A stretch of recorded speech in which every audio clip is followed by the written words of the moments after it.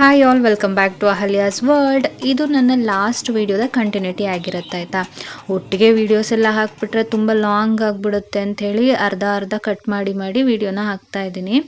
ದೇವಸ್ಥಾನಕ್ಕೆ ತಂಬಿಟ್ಟು ಆರತಿ ಎಲ್ಲ ತೊಗೊಂಡೋಗಿ ಬಂದಮೇಲೆ ಮನೆಯಲ್ಲಿ ಅಡುಗೆ ಮಾಡಬೇಕಲ್ವಾ, ಸ್ಪೆಷಲ್ ನಾನ್ ವೆಜ್. ನಮ್ಮ ಅತ್ತೆ ನನ್ನ ಜೊತೆ ತುಂಬ ಫ್ರೀಯಾಗಿರ್ತಾರೆ, ಹಾಗಾಗಿ ನಾನು ಅವ್ರ ಜೊತೆಗೆ ತುಂಬ ಖುಷಿಯಾಗಿ ಮಾತಾಡ್ಕೊಂಡಿರ್ತೀನಿ ಆಯಿತಾ. ಇವತ್ತು ನಮ್ಮ ಅಡುಗೆ ಏನಪ್ಪ ಸ್ಪೆಷಾಲಿಟಿ ಅಂತ ಅಂದರೆ, ನಾವು ಒಲೆಯಲ್ಲಿ ಅಡುಗೆ ಮಾಡ್ತಾಯಿದ್ದೀವಿ. ಬರೀ ಒಲೆ ಅಷ್ಟೇ ಅಲ್ಲ, ಈ ಕಡೆ ಗ್ಯಾಸ್ ಸ್ಟವ್ ಕೂಡ ಬಳಸ್ಕೊಂಡು ಅಡುಗೆ ಮಾಡ್ತಾಯಿದ್ದೀವಿ. ಮಟನ್ನು ಈ ಥರ ಸೌದೆ ಒಲೆಯಲ್ಲಿ ಬೇಯೋದ್ರಿಂದ ತುಂಬ ಟೇಸ್ಟ್ ಚೆನ್ನಾಗಿರುತ್ತೆ, ಹಾಗೆ ಬೇಗನೆ ಬೇಯುತ್ತೆ ಅಂತ ಹೇಳಿಬಿಟ್ಟು ಒಲೆಯಲ್ಲಿ ಮಾಡ್ತಾಯಿದ್ದೀವಿ. ಹಾಗೆ ಅನ್ನ ಮತ್ತು ಚಿಕನ್ ಚಾಪ್ಸು ಸ್ಟವ್ ಮೇಲೆ ಮಾಡ್ಕೊಳ್ತಾ ಇದ್ದೀವಿ. ಈಗ ಅಲ್ಲಿ ಪಾತ್ರೆ ಕಾಯಕ್ಕೆ ಇಟ್ಬಿಟ್ಟು ಬಂದಿದ್ದೀನಿ. ಅಷ್ಟರಲ್ಲಿ ಇಲ್ಲಿ ಅನ್ನ ಕೂಡ ಚೆನ್ನಾಗಿ ಕುದ್ದಿ ಬಂದಿತ್ತು, ಅದಕ್ಕೆ ಬಸ್ಬಿಡೋಣ, ಚೆನ್ನಾಗಿರುತ್ತೆ ಅನ್ನ ಉದ್ರುದ್ರಾಗುತ್ತೆ ಅಂತ ಹೇಳಿಬಿಟ್ಟು ಅನ್ನನ ಬಸಿತಾ ಇದ್ದೀನಿ. ಈ ರೀತಿ ಮಾಡೋದ್ರಿಂದ ಸ್ಟಾರ್ಚ್ ಏನಿರುತ್ತೆ ಅನ್ನದಲ್ಲಿ ಅದೆಲ್ಲ ಹೋಗಿಬಿಡುತ್ತೆ, ಹಾಗಾಗಿ ರೈಸು ಶುಗರ್ ಲೆವೆಲ್ ಕಡಿಮೆ ಆಗುತ್ತೆ ಅಂತ ಹೇಳ್ಬೋದು. ಹಾಗೆಯೇ ಅನ್ನ ತುಂಬ ಉದ್ರುದ್ರಾಗುತ್ತೆ, ಮುದ್ದೆ ಅನಿಸಲ್ಲ. ಹಾಗಾಗಿ ಈ ರೀತಿ ಸ್ಟೆಪ್ನ ನಾವು ಫಾಲೋ ಮಾಡ್ಕೊತೀವಿ. ಜಾಸ್ತಿ ಅನ್ನ ಮಾಡೋದಾದರೆ ಈ ರೀತಿ ಮಾಡ್ತೀವಿ. ಕರೆಕ್ಟಾಗಿ ಅನ್ನ ಆಗಿತ್ತು, ಅದಕ್ಕೆ ಹಾಗಾಗಿ ತಟ್ಟೆ ಮುಚ್ಚಿಟ್ಬಿಟ್ಟು ದಮ್ ಕಟ್ಟಿಟ್ರೆ ಅನ್ನ ಆಗುತ್ತೆ.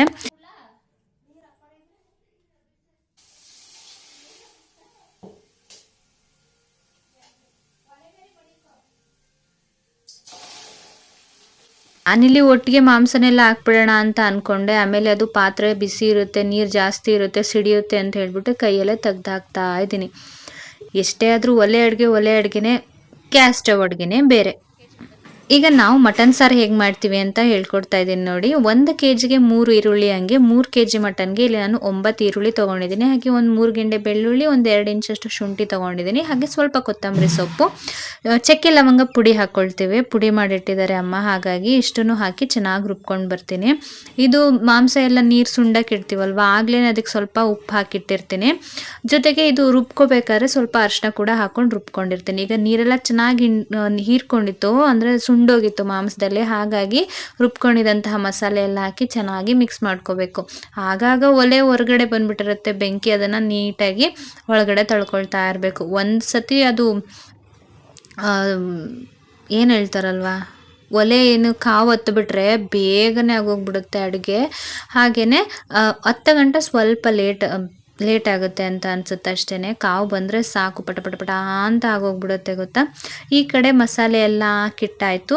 ಪಕ್ಕದಲ್ಲೇ ಇನ್ನೊಂದು ಒಲೆ ಥರ ಇರುತ್ತೆ, ಅಲ್ಲಿ ಬಿಸಿನೀರು ಇಟ್ಕೊಳ್ಳೋಣ ಅಂತ ಹೇಳಿಬಿಟ್ಟು ಬಿಸಿನೀರಿಗೂ ಕೂಡ ಇಟ್ಟಿದ್ದೀನಿ. ಬಿಸಿನೀರಿತ್ತು ಅಂದರೆ ಅಡುಗೆ ಬೇಗನೆ ಆಗೋಗ್ಬಿಡುತ್ತಲ್ವ. ಹಾಗಾಗಿ ನನಗೆ ಊರಿಗೆ ಹೋದಾಗ ಈ ರೀತಿ ಅಡುಗೆ ಮಾಡೋದಕ್ಕೆ ಇಷ್ಟ ಆಗುತ್ತೆ, ಆದರೆ ರೆಗ್ಯುಲರಾಗಿ ಮಾಡೋಕ್ಕೆ ಇಷ್ಟ ಆಗಲ್ಲ. ಯಾಕಪ್ಪ ಅಂತಂದರೆ ಕೈಯೆಲ್ಲ ಮಸಿ ಆಗುತ್ತೆ, ಕುತ್ಕೋಬೇಕು, ಮತ್ತು ಒಲೆ ಮುಂದೆ ಕುದಿದಾಗ ಕಾವು ಜಾಸ್ತಿ ಬೀಳುತ್ತೆ ಅಂತ ನನಗೆ ಬೇಜಾರಾಗುತ್ತೆ. ಈಗ ಅನ್ನ ಕೂಡ ಆಗಿತ್ತು, ಅನ್ನನ ಎತ್ತಿಟ್ಬಿಟ್ಟು ಚಿಕನ್ ಚಾಪ್ಸ್ಗೆಲ್ಲ ರೆಡಿ ಮಾಡ್ಕೊಂಬಿಡೋಣ ಅಂಥೇಳಿ ಅದನ್ನು ಕೂಡ ಮಾಡ್ಕೊತಾ ಇದ್ದೀನಿ. ಇಷ್ಟೆಲ್ಲ ಮಾಡಾದ್ಮೇಲೆ ನಾನು ಫಂಕ್ಷನಿಗೆ ಬೇರೆ ಹೋಗಬೇಕಾಗಿತ್ತು, ಹಾಗಾಗಿ ಪಟ ಅಂತ ಬೇಗ ಮಾಡ್ಕೊಳ್ತಾ ಇರೋದು. ಇಲ್ಲಾಂದರೆ ಸ್ವಲ್ಪ ನಿಧಾನ ಆಗಿದ್ರು ಪರವಾಗಿರ್ತಿರ್ಲಿಲ್ಲ. ಜೊತೆಗೆ ಬೇರೆ ನೆಂಟರಿಗೆಲ್ಲ ಹೇಳಿದ್ವಿ ಅಲ್ವಾ, ಅವ್ರು ಬರೋಷ್ಟರೊಳಗಡೆ ಅಡುಗೆ ರೆಡಿಯಾಗಿದ್ದರೆ ಅವರು ಕೂಡ ಊಟ ಮಾಡಿಕೊಂಡು ಅವ್ರ ಮನೆಗೆ ಬೇಗ ಹೋಗ್ಬಿಡ್ಬೋದು ಅಂತ ಹೇಳ್ಬಿಟ್ಟು ಅಷ್ಟೇ. ನಾನಿಲ್ಲಿ ಚಿಕನ್ ಚಾಪ್ಸ್ ಮಾಡ್ತಾ ಇರೋದು.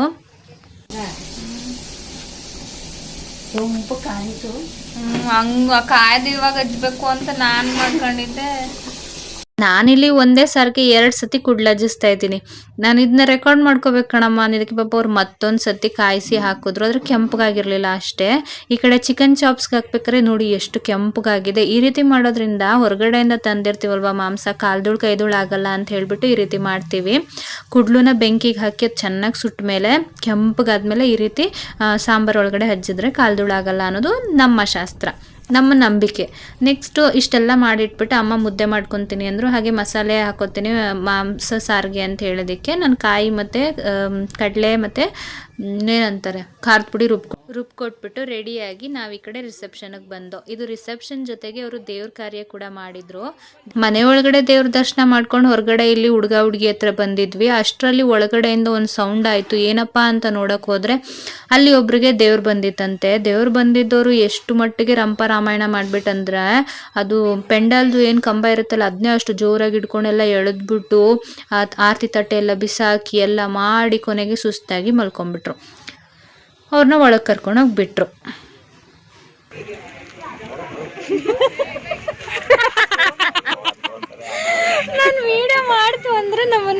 ಮೇಲೆ ತಿರ್ಕೊಂಬಿಡೋದು. ಚೆನ್ನಾಗಿ ಕಾಣ್ತಾ ಇದ್ದೀರಾ ನೋಡಿ. ಆಫ್ ಮಾಡ್ರಿ ಸಾಕು. ನಾನು ಬ್ಲಾಗ್ ಹಾಕ್ತಾ ಬಂದಿದ್ದೀನಿ. ಬ್ಲಾಗ್ ಒಂದೇ ಬಂದಿಲ್ಲ, ನೀವು ನೋಡಿಲ್ಲ ಅಷ್ಟೇ.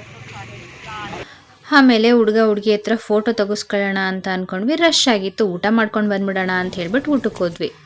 ಊಟದಲ್ಲಿ ಅಂಥ ವೆರೈಟಿ ಇಲ್ಲ ಅಂತಂದ್ರು, ಸಿಂಪಲ್ಲಾಗಿ ಸೂಪರಾಗಿ ಅಡುಗೆ ಮಾಡಿಸಿದ್ರು. ಊಟ ಎಲ್ಲ ತಿನ್ಕೊಂಡು ಫೋಟೋ ತಕ್ಕೊಂಡು ಮನೆಗೆ ಬಂದ್ವಿ.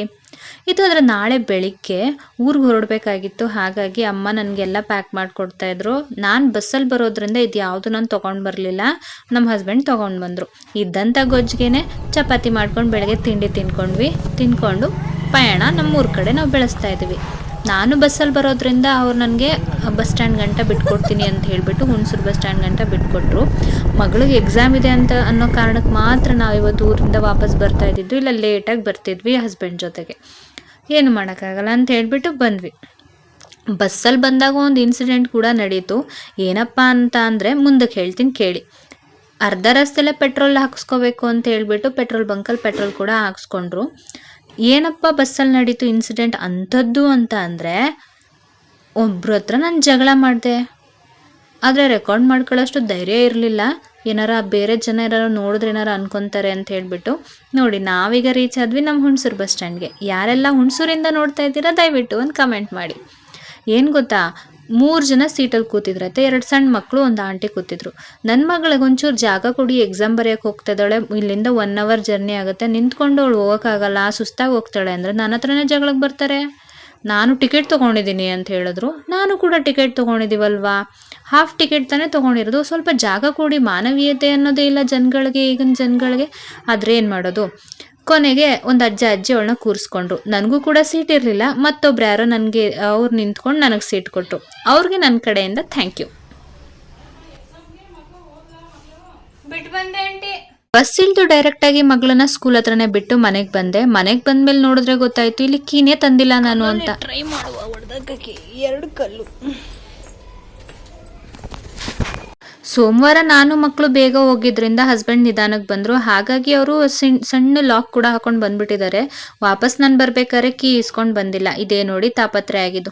ಸರಿ, ಇನ್ನೇನು ಮಾಡೋಕ್ಕಾಗಲ್ಲ ಅಂಥೇಳಿ ಬೀಗ ಹೊಡೆದಾಕೋಣ ಅಂತ ಕಲ್ಲು ತೊಗೊಂಡು ಹೋಗ್ತಾ ಇದ್ದೀನಿ. ನಿಜವಾಗ್ಲೂ ನನ್ನ ಕೈಯಿಂದ ಬೀಗ ಹೊಡೆದಾಕೋಕ್ಕಾಗತ್ತೆ ಅನ್ಕೊತೀರಾ? ಪೂರ್ತಿ ನೋಡಿ ಗೊತ್ತಾಗುತ್ತೆ. ತೊಗೊಂಡು ಬಂದ್ಬಿಟ್ಟೆ. 4-5 ಏಟ್ ಸರಿ ಹೊಡೆದೆ, ಆದರೂ ಬೀಗ ಬಿದ್ದೋಗ್ಲಿಲ್ಲ. ಏನಪ್ಪ ಮಾಡೋದು, ಅಕ್ಕಪಕ್ಕದಲ್ಲಿ ನನ್ನ ಕಳ್ಳಿ ಅನ್ಕೊಂಡ್ಬಿಟ್ರೆ.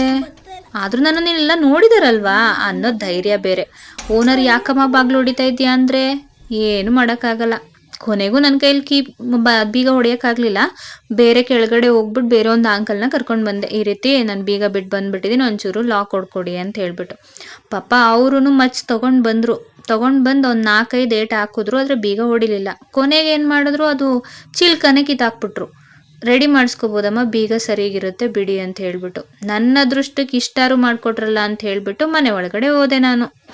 ಇಷ್ಟು ನೋಡಿದ್ದಕ್ಕೆ ಧನ್ಯವಾದಗಳು. ಮತ್ತೆ ಸಿಗ್ತೀನಿ ನನ್ನ ಮುಂದಿನ ವಿಡಿಯೋದೊಂದಿಗೆ. ರೆಸಿಪಿನಾದರೂ ಆಗಿರಬಹುದು ಅಥವಾ ವ್ಲಾಗ್ ಆದರೂ ಆಗಿರ್ಬೋದು. ಮತ್ತೆ ಸಿಗೋಣ.